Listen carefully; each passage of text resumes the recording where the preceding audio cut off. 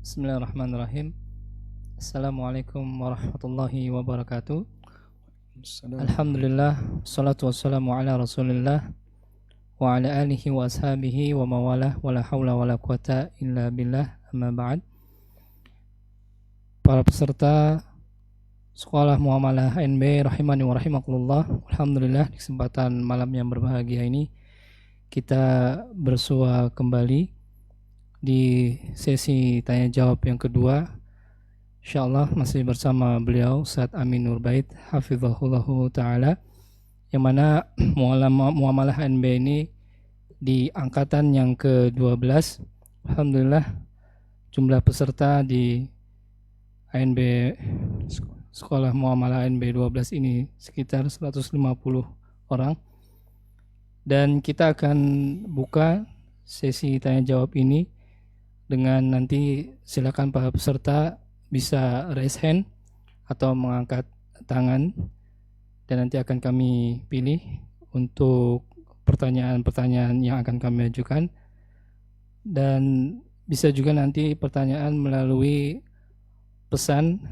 Silakan bagi yang tidak raise hand atau angkat tangan bisa mengirimkan pertanyaan melalui pesan.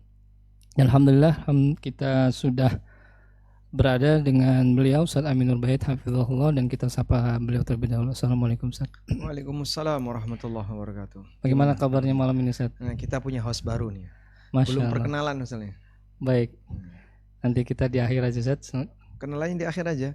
Sudah bubar. Masya Allah. Baik, sebelumnya mungkin kita perkenalan terlebih dahulu. Nama saya Rahmat Setiawan Ustaz, dipanggil biasanya Awang. Nanti insya Allah akan memandu kurang lebih 1 jam ke depan sampai dengan pukul 21.00 atau 9 malam. Baik Ustaz, mungkin bisa kita mulai. Ada pertanyaan yang masuk. Baik, dipersilahkan untuk yang resen teratas Ibu Tria Novianti. Silakan untuk Ibu. Ya. Assalamualaikum warahmatullahi wabarakatuh, Ustadz. Waalaikumsalam warahmatullahi wabarakatuh. Ya, silakan Bu. Saya penjual emas logam mulia, Ustadz. Jadi yang minggu lalu, sesi lalu saya juga bertanya masalah muamalah emas. Nah, sekarang saya juga bertanya agar lebih jelas. Yang pertanyaan saya kali ini adalah terkait dengan akad wakalah, Ustadz. Itu apakah pada saat akad wakalah itu pembeli itu transfernya ke penjual atau ke wakilnya, Ustadz, untuk transfer uangnya?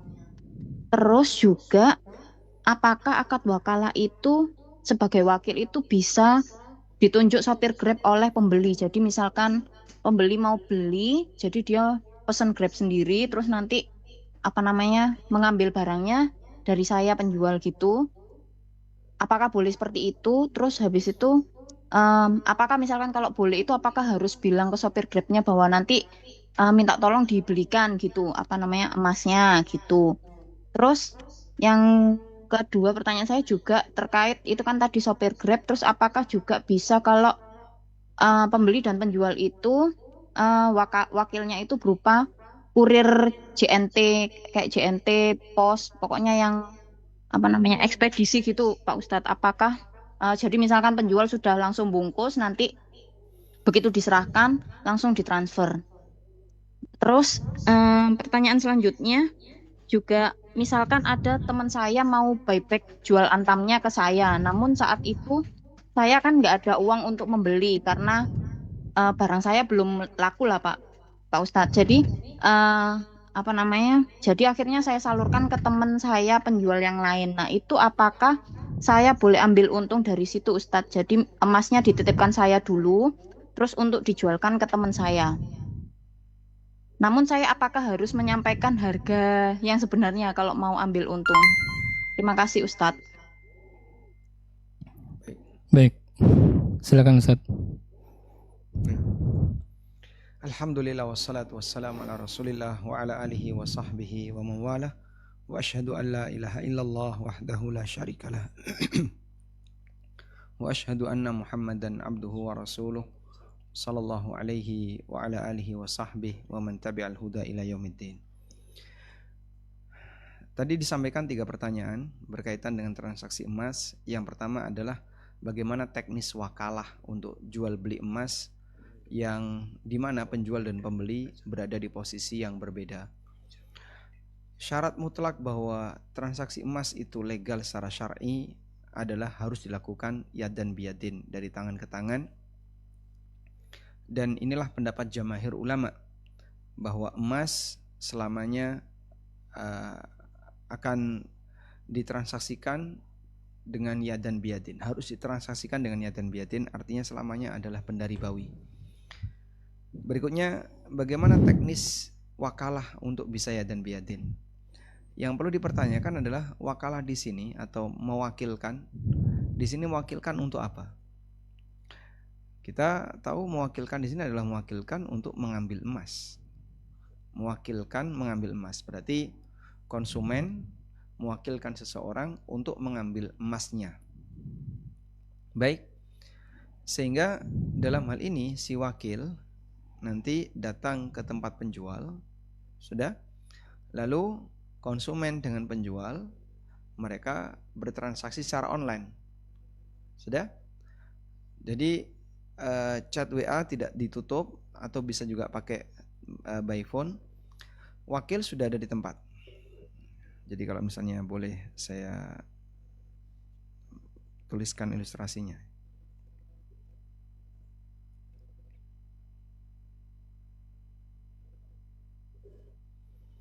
Ini misalnya A, ini B, ada di 2 kota yang berbeda. Ini ada di Surabaya, yang ini ada di Jogja misalnya ya. Kemudian A sebagai penjual, sedangkan B sebagai pembeli. Nah, lalu B mewakilkan C. C ini siapa? Kalau tadi Anda tanya, kurir boleh nggak? Supir Grab atau ekspedisi atau yang lainnya? Semuanya boleh.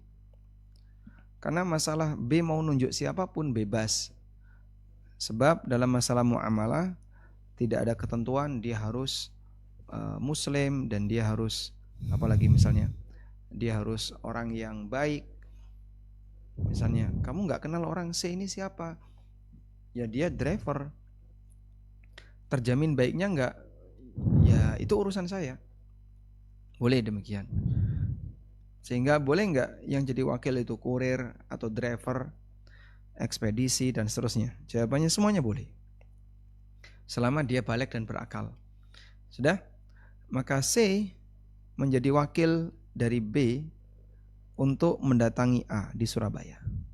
Maka A dan C sekarang di satu majelis. A dan C berada dalam satu majelis. Kemudian secara online B menghubungi A. Dihubungi secara online. Baik. Sudah siap? Mas sudah siap, B sudah siap, A sudah siap. Baik. Berapa yang akan ditransfer? 100 juta. B transfer 100 juta ke A untuk mendapatkan emas 20 gram atau emas sekian gram. Maka begitu B transfer ke A, emas sudah siap. Ketika transfer, emas langsung diserahkan ke C. Jadinya yadan biyatin. Emasnya sampai dalam waktu yang sama dengan uangnya sampai. Sudah? Sehingga apakah uangnya harus lewat C? Jawabannya tidak harus. Bisa langsung ke A, tapi dengan model seperti ini. Baik. Selanjutnya, nanti yang ngirim ke tempatnya B, bisa C, bisa A. Boleh nggak Pak C sekaligus yang ngirim? Boleh-boleh saja, dia kan sudah menerima emas itu. Kemudian emas itu dikirim ke B. Atau bisa juga dikembalikan ke A, kami titip, wahai A, tolong kamu kirimkan emas ini. Bisa juga demikian. Intinya untuk masalah pengiriman bebas. Yang penting transaksi jual beli emasnya sudah selesai. Baik. Selanjutnya Anda bertanya tentang mau menjualkan emas orang lain. Boleh nggak sih ngambil margin? Jawabannya boleh, sebagaimana Anda menjualkan benda yang lain. Sehingga sepanjang yadan biyadin silahkan. Apalagi tadi Anda sampaikan emasnya sudah ada di tangan Anda. Maka Anda bisa tanya kepada pemilik emas, ini saya store berapa? Ya, store 5 juta misalnya. Nah, Anda tawarkan ke orang lain dengan harga 5.500.000. Kok laku? Maka yang 500 punya Anda. Sehingga Anda boleh mengambil margin atau bisa minta fee dari pemilik emas. Wallahu a'lam. Baik, Ustaz. Jazakumullah khairan atas jawabannya. Kemudian kita angkat pertanyaan dari pesan singkat dari saudara Kevin Novandra. Assalamualaikum Ustaz. Waalaikumsalam warahmatullahi. Maaf, mau bertanya, kalau usaha rental PS apakah diperbolehkan Ustaz? Silakan. Usaha rental PS tidak kita rekomendasikan. Apa yang akan dilakukan oleh para penyewa PS, dia akan gunakan itu untuk main game, buang-buang waktu, untuk hal yang sia-sia. Dan itu tidak cuma setengah jam, 1 jam, bahkan bisa sampai berjam-jam. Sehingga kasihani para generasi muda bangsa ini yang mereka akan menjadi manusia sangat pemalas karena sudah dicekoi dengan yang namanya game PS. Ya, coba kita lihat kursi PS itu kan kursi malas ya. Kan khusus tuh kursinya. Bukan kayak bangku sekolah gitu. Tapi kursinya kursi orang bisa berleha-leha ya. Duduknya duduk seperti itu, melambangkan kursi malas. Sehingga kami tidak merekomendasikan teman-teman kaum muslimin untuk melakukan mencari sumber pendapatan dengan menyewakan PS. Wallahu a'lam. Baik Ustaz, kita coba kembali angkat pertanyaan yang raise hand. Kita persilakan kepada Pak Hildan Amrizal untuk pertanyaannya. Silakan Pak. Baik, terima kasih atas kesempatannya. Assalamualaikum warahmatullahi wabarakatuh. Waalaikumsalam warahmatullahi wabarakatuh. Semoga Allah senantiasa melindungi Ustadz Ami, An Fikru, serta kita semuanya. Amin. Amin. Izin bertanya Ustadz, saya bekerja sebagai seorang sales di sebuah perusahaan trader. Jadi kami ambil dari produsen yang ada di luar negeri, jadi bisa dibilang kami ini importir. Nah, ada kalanya ada customer-customer yang biasanya baru itu pesan barang itu custom ke kami. Jadi kami tidak sedia stok seperti itu Ustadz. Terus mentok-mentok mereka itu mungkin hanya kirim PO saja atau maksimal bayarnya itu DP, tidak bisa ada yang langsung full seperti itu Ustadz. Apakah ada solusinya Ustadz untuk transaksi seperti ini agar tidak terjadi kali bil kali? Dan apabila ada misalnya 1 bulan saya dapat transaksi seperti ini, apakah gaji saya pada di bulan tersebut itu haram Ustadz karena ada kegiatan yang tidak diperbolehkan? Jadi PO-nya Jazakallahu lewat khairan, Bapak Ustadz. atau lewat yang lain? PO-nya lewat siapa? Jadi PO-nya dikirim dari customer, dikirim ke saya. Terus baru habis itu baru di forward ke produsen. Baik. Jika tempat Anda bekerja itu bukan produsen, berarti tidak boleh menerima PO dengan pembayaran.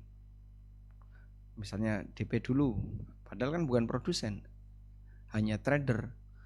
Kalau trader berarti tidak boleh seperti itu, karena nggak punya barang. Nah, terus Anda tanya solusinya gimana? Agar tidak terjadi kali bil kali. Kita ulang kali bil kali ya. Beberapa persyaratan di mana transaksi itu disebut kali bil kali. Kata kunci yang utama adalah penjual belum punya barang. Yang kedua, sudah dilakukan akad. Yang ketiga, pembayaran tidak tunai. Yang keempat, penjual bukan produsen. Ketika 4 ini terpenuhi, maka status transaksi itu kali bil kali. Sekarang ketika transaksi itu kali bil kali, ya tentu saja dilarang, haram, sebagaimana ijma yang disampaikan oleh para ulama. Namun transaksi ini kali bil kali, apabila diulang, insya Allah tidak masalah. Sehingga kemarin kali bil kali, sudah kita ulang, uang dikembalikan, barang dikembalikan, terus transaksi ulang, tidak masalah.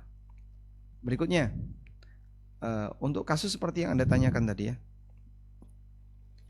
bagaimana solusinya agar tidak kalik bil kalik? Jika dia PO barang custom, sementara kantor Anda tidak menyediakan itu, atau kantor Anda tidak memilikinya, maka saat dia bayar DP, DP ini dijadikan sebagai titipan. Saya ulang, saat bayar DP, uang DP ini jadi titipan. Nah, ketika jadi titipan, maka belum pindah hak milik, sehingga tidak dipahami sebagai alat bayar. Tidak dipahami sebagai alat bayar, tapi hanya titipan. Nah, kalau sudah demikian, wallahu ta'ala alam, yang kami sarankan Anda setelah memiliki barang itu bisa menghubungi yang bersangkutan, terus akad. Lalu akad, oke, deal, titipan tadi boleh dijadikan sebagai pembayaran pertama. Wallahu a'lam. Baik Ustaz, jazakumullah khairan atas jawabannya. Kemudian kita kembali angkat pertanyaan dari pesan yang masuk dari Saudara Akil. Ustadz, sebagai penjual bagaimana hukumnya menerima pembayaran menggunakan pay later di marketplace? Misalnya saya jualan di Shopee, tapi pembeli membayar memakai atau menggunakan Shopee Pay Later. Apakah pembayarannya halal? Misalnya tidak ada pilihan untuk mematikan fitur tersebut, bagaimana Ustadz? Silakan Ustadz. Ya, jadi ini salah satu di antara di antara kekurangan ketika dia ikut jualan di tempat orang lain, ya berarti dia harus mengikuti aturan orang itu. Anda tidak bisa nyeting untuk tidak menggunakan pay later, tapi kan ada dalam sistem mereka. Lah terus gimana? Ya sekiranya Anda menjual sesuatu kemudian dibayar dan Anda tidak tahu ini uang yang dipakai bayar dari mana, apakah uang kantong pribadi atau hasil utang. Kalaupun tidak tahu, insya Allah tidak masalah. Yang kedua, kalau tahu gimana? Ini ada konsumen pakai pay later. Konsumen pakai pay later. Sebenarnya transaksi ribanya bukan dengan Anda, tapi dengan pihak bank yang menyediakan pay later tadi. Baik, ketika Anda sudah merasa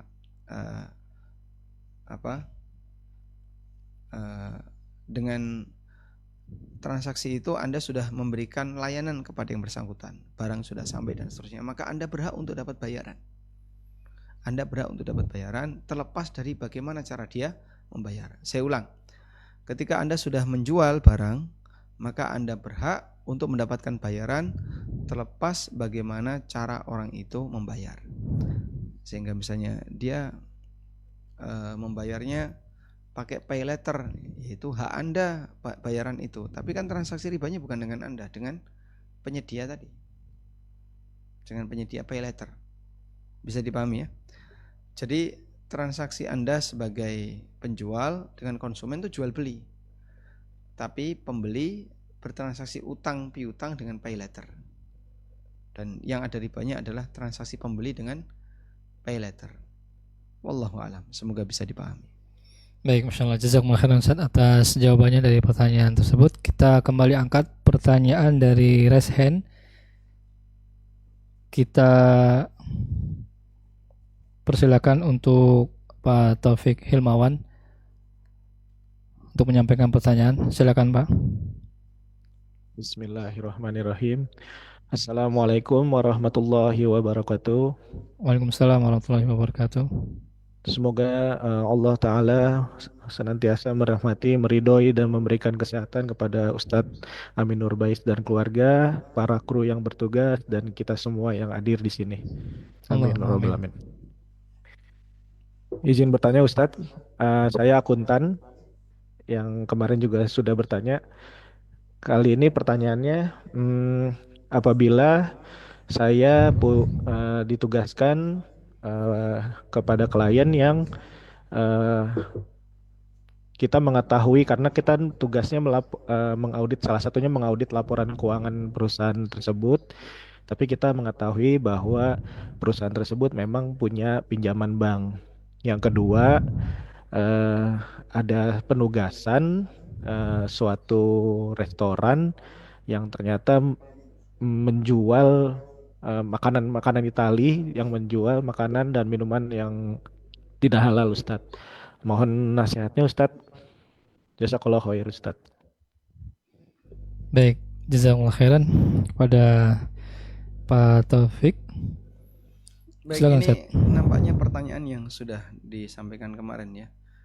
Jadi intinya begini, kalau Bapak punya klien yang klien itu aktivitasnya tidak murni halal, ada transaksi riba dan seterusnya. Kalau hanya sebatas mencatat hasil transaksi, tidak masalah. Tapi ketika posisi laporan keuangan yang Anda buat itu nanti dijadikan oleh pihak perusahaan untuk melakukan pinjaman ke bank, dalam arti ini bukti kalau perusahaan kita sehat misalnya, sehingga seolah-olah Anda bisa memberikan rekomendasi kepada bank, ya tentu saja di situ ada unsur ta'awun. Oleh karena itu dalam hal ini sebatas kerja membuat laporan keuangan, kemudian di situ ada aneka transaksi riba yang juga Anda masukkan dalam pembukuan, insya Allah tidak masalah. Anda tidak masuk kategori pencatat riba, karena pencatat riba itu bukan mencatat nominal riba, bukan, tapi mencatat transaksinya. Dan Anda tidak mencatat transaksi, tapi Anda mencatat hasil transaksi. Itu dua hal yang berbeda.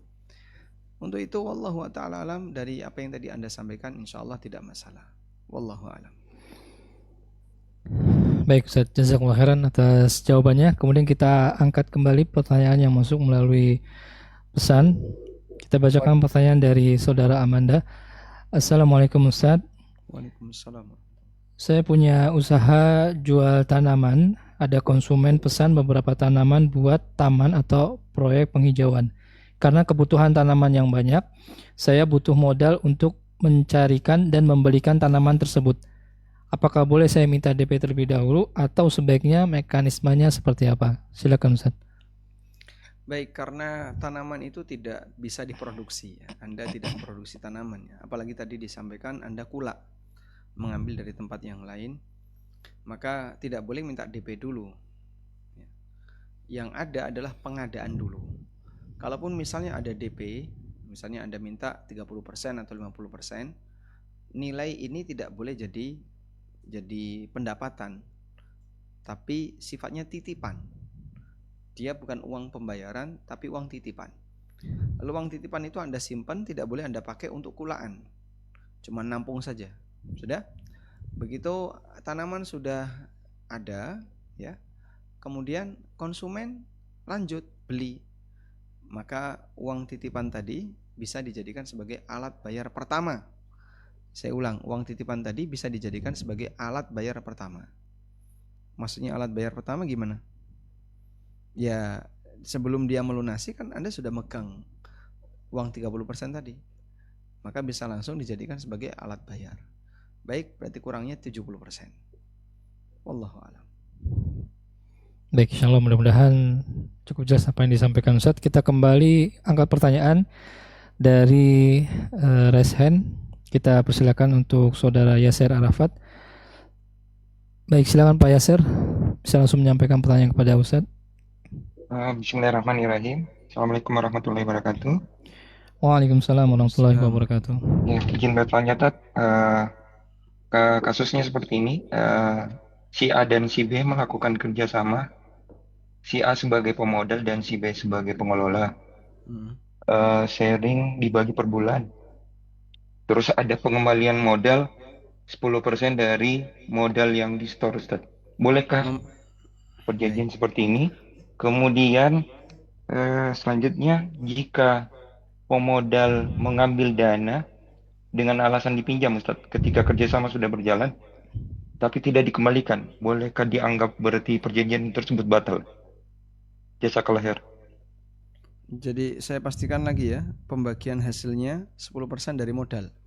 Enggak, itu pengembalian modal, Ustaz. Pengembalian modal, bukan Ya, di akhir tahun. Kalau sharingnya itu 20%, Ustaz, masing-masing. 20% Masing-masing. dari revenue, dari keuntungan. Dari keuntungan per bulan, ya. 20% untuk 5 orang berarti? Enggak, Ustaz, berdua aja. 20% untuk pemodal, 20% untuk pengelola, sisanya 40% itu 60%? 40%-nya operasional, Sisanya itu dividen, Ustaz.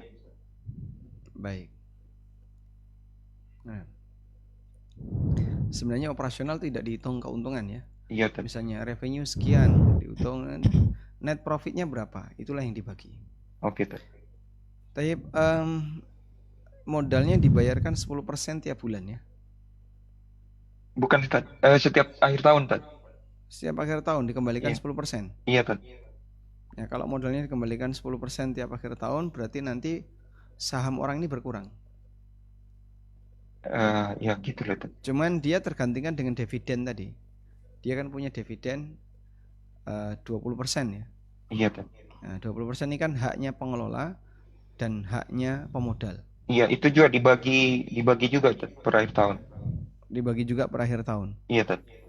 Baik, intinya insya Allah kalau 10% ini tidak masalah. Nggak masalah. Karena tadi Anda sudah nyebut 20%, 20%. Insya Allah paham ya? Iya, Ustaz. Nggak ada masalah. Jadi transaksi mudorobahnya atau kerjasamanya bagus. Kemudian yang kedua, tadi apa tadi? Ya, si pemodal minjam dana yang sebanyak modal yang di store, Ustaz. Baik, kalau si pemodal minjam dana sebanyak modal yang di store, Tapi nggak berarti dikembaliin. sama dan tidak dikembalikan, berarti Iya, sama Ustaz. dengan cabut modal. Oh, Ustaz. Berarti perjanjian batal ya, Ustaz? Ya dia sudah tidak lagi punya saham di situ. Nanti Oh, nggak dapat bagi hasil. bagi hasil udah nggak dapat, Ustaz ya? Iya, Oh iya. karena dia sudah menarik modalnya. Nah. Masya Allah, barakallahu fiik. Jazakallah khair, Ustaz. Baik, cukup. Ya, baik, jazakumullah khairan Ustaz atas jawabannya. Kemudian kita angkat kembali pertanyaan dari pesan yang sudah masuk dari saudara Lucy Profitasari. Kita bacakan. Assalamualaikum Ustaz. Waalaikumsalam warahmatullahi. Bagaimanakah hukum menabung dolar? Misalnya untuk persiapan dana haji kami menabung rupiah yang saat itu dihitung ulang dengan kurs saat itu dan disimpan dalam bentuk dolar. Silakan Ustaz. Waalaikumsalam warahmatullahi. Menabung dalam bentuk uang apapun tuh bebas ya. Mau rupiah, mau dolar, mau pound sterling, mau uang yang lain, nggak ada batasan. Sehingga Anda bisa menabung dengan dengan rupiah maupun dolar. Apalagi tadi tujuannya adalah untuk kegiatan pendidikan.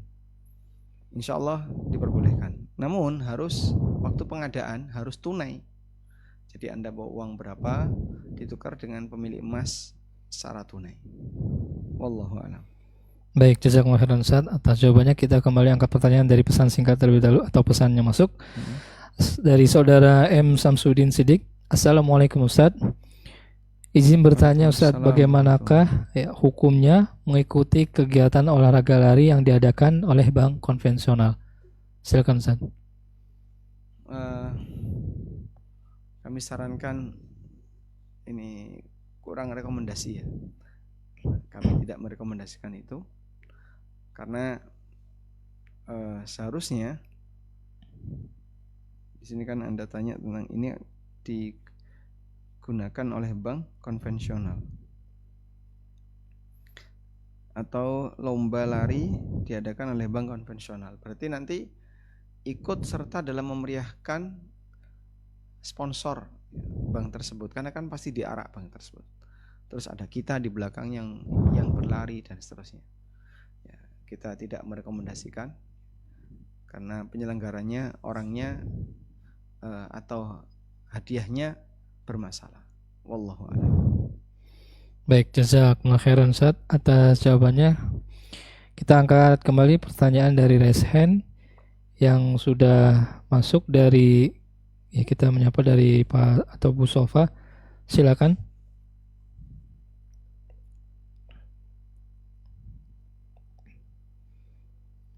Ya, silakan kepada penanya Bu Sofa. Assalamualaikum warahmatullahi wabarakatuh. Waalaikumsalam warahmatullahi wabarakatuh. Ya, ada dua hal yang ingin saya tanyakan Ustadz. Pertama, dalam materi ke-7 tentang syarat jual beli, bahwa objek transaksi itu kan ada 3, diantaranya barang yang dimanfaatkan untuk sesuatu yang mubah boleh dijual ke siapapun, kecuali pada satu keadaan di mana dimanfaatkan untuk mendukung kegiatan maksiat. Yang ingin saya tanyakan itu makna dari mendukung kegiatan maksiat itu seperti apa? Misal, saya menerima pesanan kue untuk ulang tahun. Saya menerima pesanan dari gereja. Apakah itu termasuk ke dalam definisi kegiatan maksiat tadi? Iya. Itu yang pertama. Yang kedua juga mohon penjelasan tentang jual beli gharar di materi kan dijelaskan ya Ustadz ya bahwa di situ yang saya pahami sesuatu yang belum jelas lah ya itu masuk ke gharar. Itu mohon penjelasannya dan apakah kalau kita makan di resto yang all you can eat termasuk gharar? Itu aja. Terima kasih Ustaz. Masya Allah, barakallahu fiik. Baik, silakan Ustaz. Baik. Apa yang dimaksud mendukung perbuatan maksiat? Pertama kita sepakat dulu bahwa mendukung perbuatan maksiat nggak boleh. Karena Allah melarang wala ta'awanu 'alal itsmi wal udwan. Jangan tolong-menolong dalam perbuatan dosa dan tindakan melampaui batas. Lalu apa yang dimaksud dengan tolong-menolong dalam perbuatan dosa?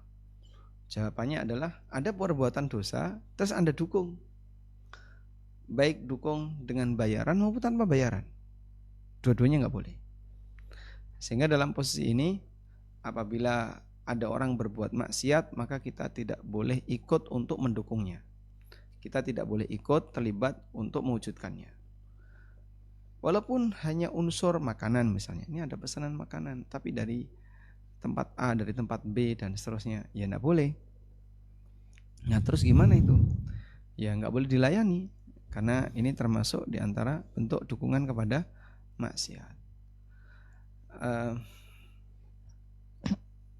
Sehingga kalau kita pingin ya harta yang kita dapatkan itu barokah, ya jangan Anda layani acara-acara yang isinya maksiat seperti itu. Kemudian yang kedua tadi terkait apa tadi? Jual beli gharar. Jual beli barang? Gharar. Jual beli gharar. Baik. Ya. Tadi sempat. Jual beli gharar insya Allah nanti kan ada materi khusus tentang gharar ya. Ada materi khusus tentang gharar sehingga ibu bisa bersabar dulu. Namun pada intinya jual beli gharar adalah jual beli yang objeknya belum jelas. Belum jelas kenapa Pak? Ya nggak pasti antara ada dan tidak ada. Objeknya antara ada dan tidak ada. Nggak pasti, nggak jelas. Nah, praktek jual beli seperti ini jual beli gharar. Misalnya menjual ikan yang berada di laut. Nggak boleh. Kenapa? Gimana cara ngambilnya? Ya terserah kamu, tapi dari batas ini sampai batas ini wilayah saya. Ngambil ikan di situ harus bayar ke saya. Nggak boleh. Sudah? Jadinya objeknya kan nggak jelas antara bisa dapat dan tidak. Nah, objek yang tidak jelas seperti ini namanya gharar. Wallahu a'lam. Kalau nanti yang insyaallah akan ada penjelasan. Kalau all you can eat itu termasuk nggak Ustaz? All you can eat? Ya. Ya, jadi gharar kecil itu boleh. Kalau gharar besar atau gharar fahish itu enggak boleh. Nah, all you can eat termasuk gharar yang mana? Wallahu a'lam, banyak fatwa yang mengatakan all you can eat boleh. Dan itu masuk kategori gharar kecil.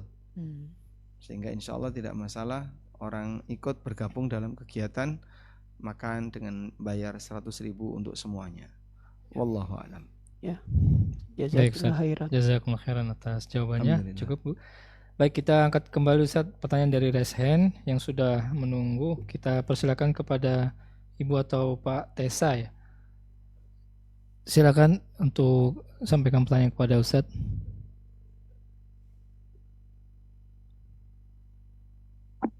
Bismillahirrahmanirrahim. Ustaz, izin bertanya.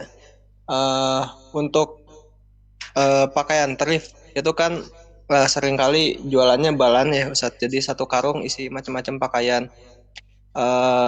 Dan kita nggak bisa menentukan apakah pakaian itu model yang kayak gimana dan berapa jumlahnya. Apakah kita termasuk gharar kecil apa gharar besar barang thrift kayak gitu. Yang kedua itu kan barang thrift itu kan dari umumnya dari luar negeri yang ya kalau pakai pemahaman umum orang luar negeri banyak yang nggak paham fikih toharoh ya Ustaz. Nah, bagaimana jika apakah kita perlu mengasumsikan ini termasuk pakaian yang pakai sebagaimana orang luar negeri yang tidak menggunakan toharoh, ataukah kita anggap saja ini suci karena kita tidak punya data kuat yang asli apakah pakaian itu kena najis atau enggaknya gitu. Jazakallahu khairan Ustaz. Baik, untuk yang kedua dulu ya, itu nanti jadi bahan was-was setan kalau seperti itu dituruti. Beli sarung misalnya, penjualnya non muslim, atau beli apa penjualnya non muslim, beli makanan penjualnya non muslim, gimana? Itu bisa lebih parah lagi karena masuk badan ya.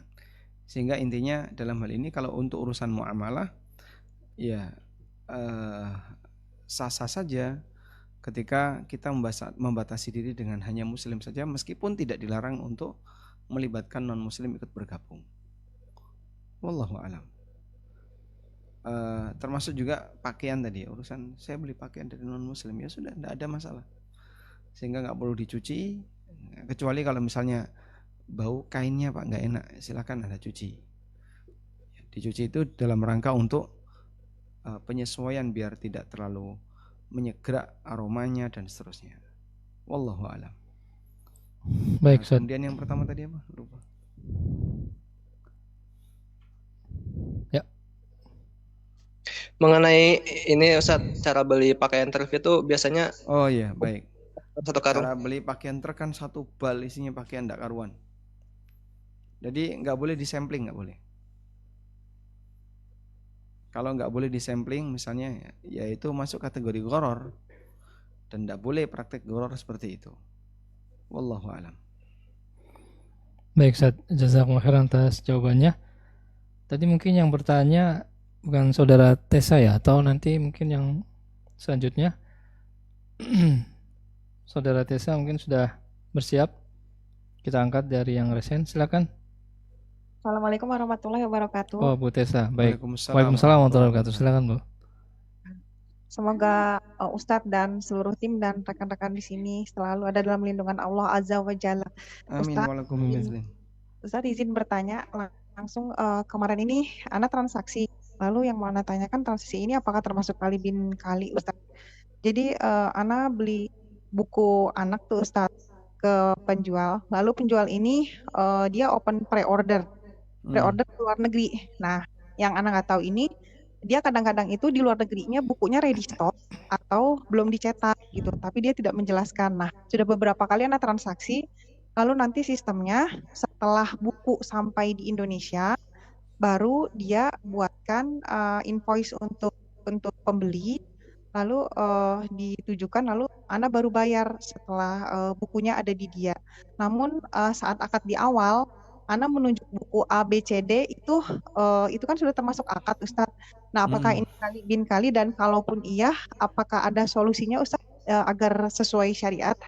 Jadi Anda beli buku di luar negeri lewat seseorang gitu? Ya, ini jadi dia tuh penjual buku Ustadz, tapi dia suka buka buku pre-order Ustadz. Nah, buku pre-ordernya itu dia ngambil dari luar negeri. Namun yang Ana nggak tahu itu di luar negerinya apakah buku-buku ini ready stock atau belum cetak Ustadz. Jadi kadang ada yang pre-order berbulan-bulan dia belum cetak gitu Ustadz. Baik, jika demikian Anda tidak boleh bayar DP ke penjual tadi karena dia belum punya barangnya. Karena kalau dia belum punya barang kemudian menerima DP, sudah akad dan seterusnya, seperti kalik bil kalik yang sudah kita bahas. Ya, wa'ala kullin, intinya dalam hal ini kalaupun misalnya buku itu sudah ada di tangan dia, berarti baru boleh diakadkan dengan dia. Kalau buku sudah ada di tangan dia, karena berarti barang sudah sampai, dia sudah bisa melakukan akad. Wallahu alam. Nah, Ustaz jazakallahu khair Ustaz. Baik, Ustaz. Jazakumullah khairan. Kita angkat pertanyaan dari pesan yang sudah masuk dari saudara Muhammad Rafliansah. Assalamualaikum Ustaz. Waalaikumsalam warahmatullahi. Saya pernah mendengar hadis tentang larangan tidak boleh dua akad dalam satu jual beli. Kasusnya begini Ustaz, saya mengambil barang dari sebuah toko dalam bentuk berhutang.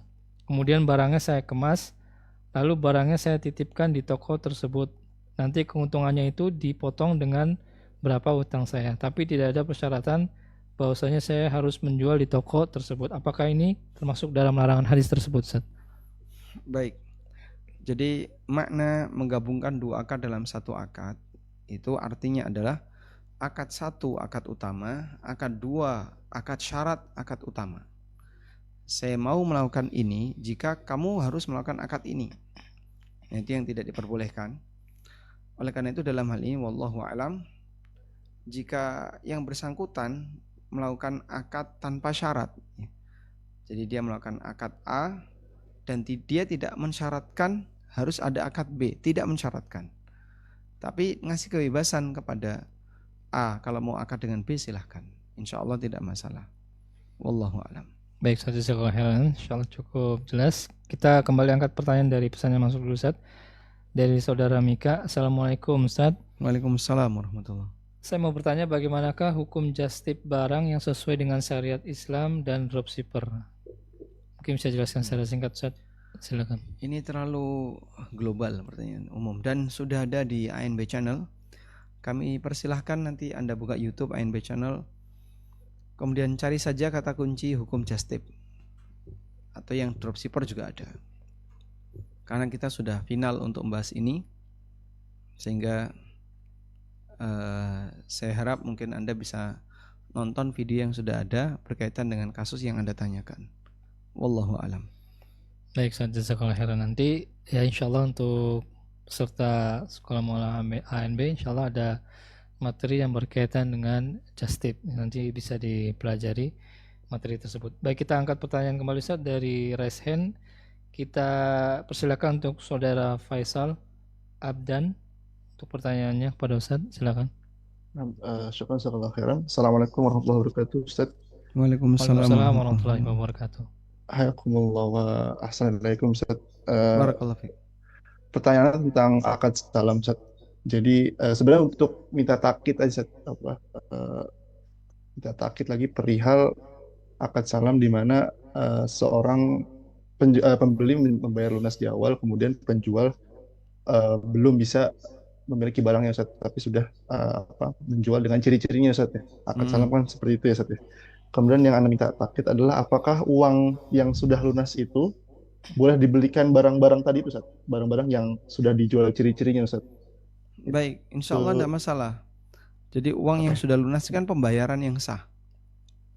Karena akad salam diakui, disahkan. Sehingga ketika saya melakukan akad salam dengan si A, atau si A mau beli sesuatu ke saya dan saya bisa mengupayakan di kota yang lain.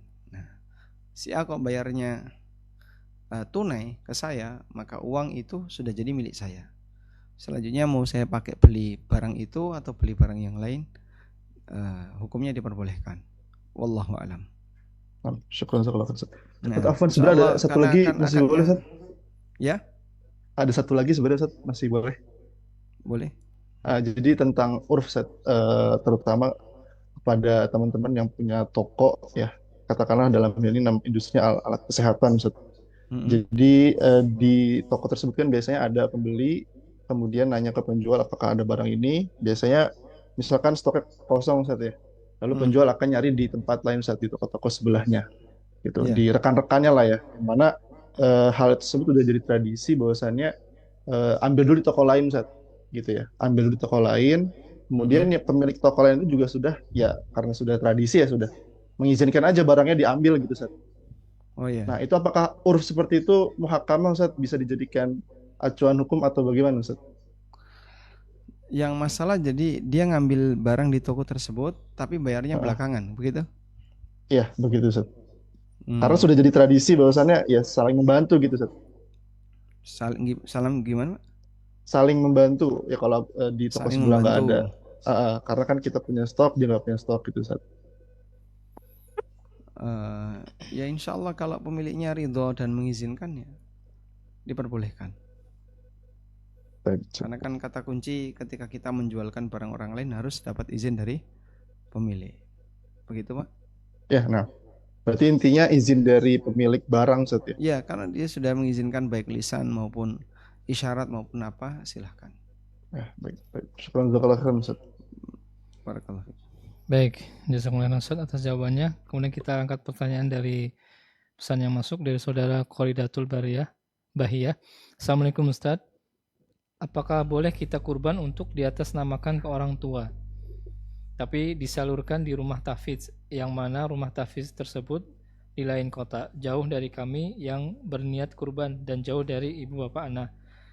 Dan niat anak kurban hanya dengan 1 kambing saja, dan itu nanti Ana yang meminta teman Ana untuk mengurusnya di kota tersebut. Apakah boleh cara kurban seperti ini?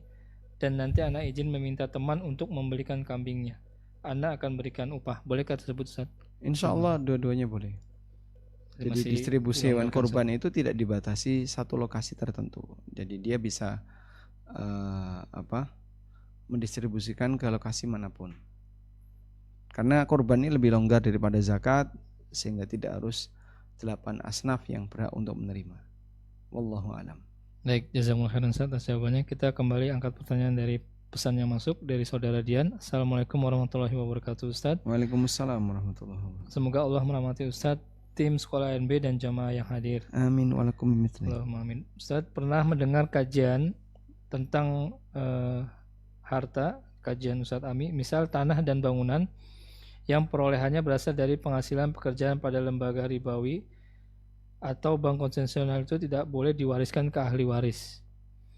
Jika misal ahli waris itu membeli harta tersebut dengan harga sesuai harga pada saat perolehannya, apakah itu diperbolehkan? Jika diperbolehkan, uang yang diterima apakah boleh dipergunakan untuk keperluan keluarga atau orang tua atau harus disedekahkan, misalnya untuk kepentingan umum? Syukron. Silakan Ustaz. Saya sebentar kurang begitu paham.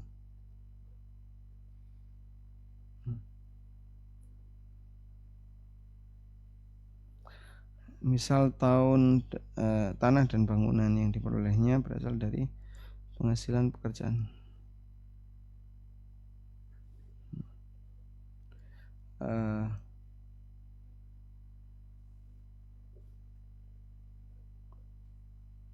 Apakah itu diperbolehkan? Saya kurang paham, ini ada kalimat.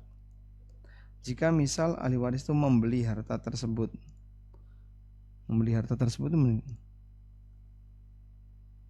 dengan harga sesuai harga, apakah itu diperbolehkan?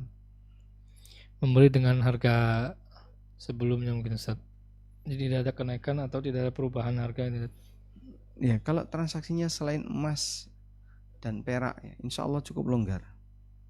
Sehingga insya Allah tidak masalah seperti ini. Baik, wallahu a'lam. Saya agak kesulitan untuk memahami. Tapi kalau pertanyaan yang Anda maksudkan adalah berkaitan dengan bagaimana status harta orang yang kerja di bank ribawi ketika dikasihkan ke orang lain. Wallahu a'lam, ulama dalam hal ini beda pendapatnya. Dan kesimpulannya insya Allah diperbolehkan dalam hal ini, karena seperti fatwa Ibnu Mas'ud radhiyallahu anhu, ada orang yang rentenir, dia memberikan hadiah kepada si A. Lalu si A tanya kepada Ibnu Mas'ud, boleh nggak diterima? Kemudian jawab Ibnu Mas'ud, lakal hanna wa alaihil ana, kau berhak dapat hadiah dan dia yang nanggung dosa. Wallahu a'lam. Baik Ustaz, jazakallahu khairan atas jawabannya. Kemudian kita lanjut angkat pertanyaan yang masuk melalui raise hand. Kita persilakan Pak Prasetyo untuk menyampaikan pertanyaan kepada Ustaz. Silakan Pak. Assalamualaikum warahmatullahi wabarakatuh. Waalaikumsalam warahmatullahi wabarakatuh. Semoga Ustadz dan guru ANB selalu dirahmati Allah dan selalu diberikan istiqomah dalam dakwah. Amin amin. Ustadz, ini saya ada pertanyaan. Saya kan wira swasta Ustadz. Jadi yang saya tanyakan adalah yang tentang afiliasi dengan perusahaan yang dengan afiliasi dengan Israel Ustadz. Jadi mohon maaf sebelumnya saya sudah menolak tawaran pekerjaan untuk di pabrik yang terafiliasi langsung dengan Israel, sebagai contoh Nestle, Danone, Heineken, seperti itu Ustadz. Tapi ini ada satu lagi tawaran Ustadz, bahwa pabrik ini memproduksi cupnya untuk Starbucks seperti itu, Ustaz.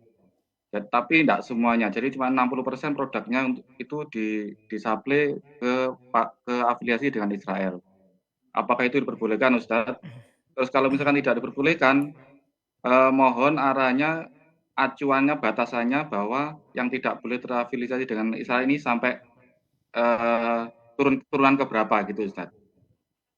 Itu yang pertama. Kemudian yang kedua Ustaz, mungkin terkait dengan pembelian material, Ustaz, pembelian bahan baku. Jadi supplier kami itu menawarkan, Ustaz, untuk harga tunai itu sebesar katakanlah 100 gitu, Ustaz. Dan kalau pembayaran mundur pakai BG itu misalkan ada kenaikan harga misalkan 1.100 gitu, Ustaz. Diperbolehkan, Ustaz. Jazakumullah khairan, Ustaz.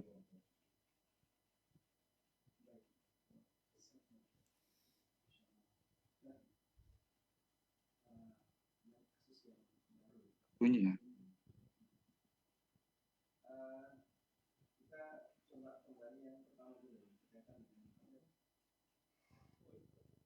Baik.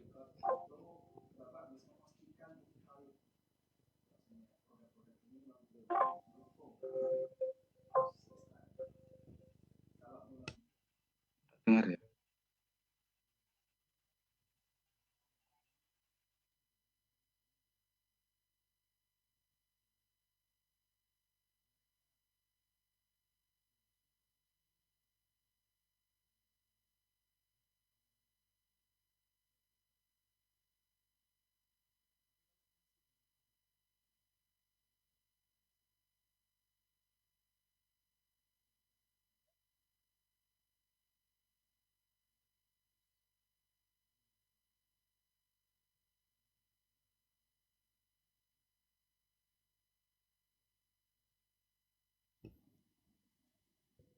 Apa Ustaz, mungkin mic-nya saya tekan, Ustaz. Masya Allah. Mungkin bisa diulang, Ustaz. Saya ulang ya. Jadi berkaitan dengan produk yang terafiliasi dengan Israel. Apakah Anda bisa memastikan kalau itu valid?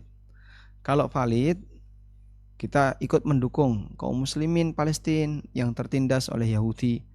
Maka kita juga bisa melakukan jihad ekonomi dengan cara kita boikot produk-produk yang dukung Israel. Tapi kalau sifatnya belum jelas, betul nggak ini memboikot? Saya juga belum begitu tahu pasti. Nah, kalau demikian, hukum asalnya masih diperbolehkan. Karena